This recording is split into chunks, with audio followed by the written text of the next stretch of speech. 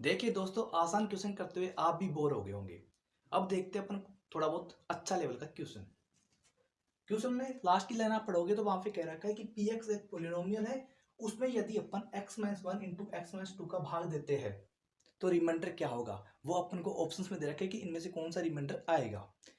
और देखो, अब आपको पता है कि पी एक्स एक पोलिनोमियल है, उसमें इसका भाग देंगे तो ए एक्स प्लस बी के फॉर्म में रिमाइंडर आएगा। क्योंकि आप कहोगे कि ए एक्स प्लस बी आपने क्यों माना, इसका मेन रीजन क्या है दोस्तों, क्योंकि ऑप्शन में तो दे रखे हैं ना, वो ए एक्स प्लस बी के फॉर्म में रिमाइंडर दे रखे हैं। तो मैंने मान लिया कि माना कि ए एक्स प्लस बी रिमाइंडर आता है।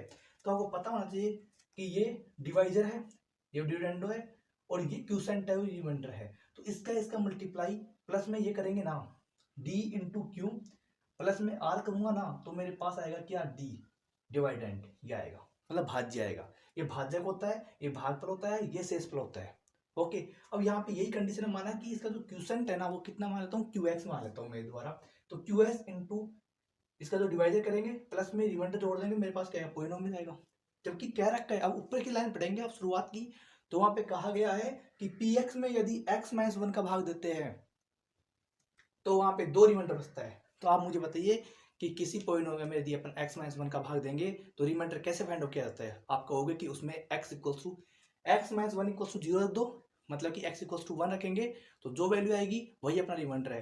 तो मैंने इस पॉलिनोमियल इक्वेशन में x इक्वल टू वन रख दिया, तो मेरे पास वैल्यू आ रही है, जीरो बन गया, ये आ गई value, a plus b equal to two आ गया।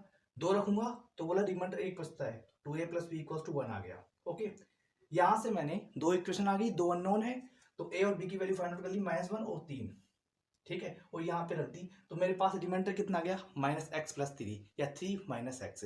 तो three minus x is the correct answer. I hope कि आपको समझ में आया होगा, बहुत ही अच्छा क्वेश्चन है। Okay, thank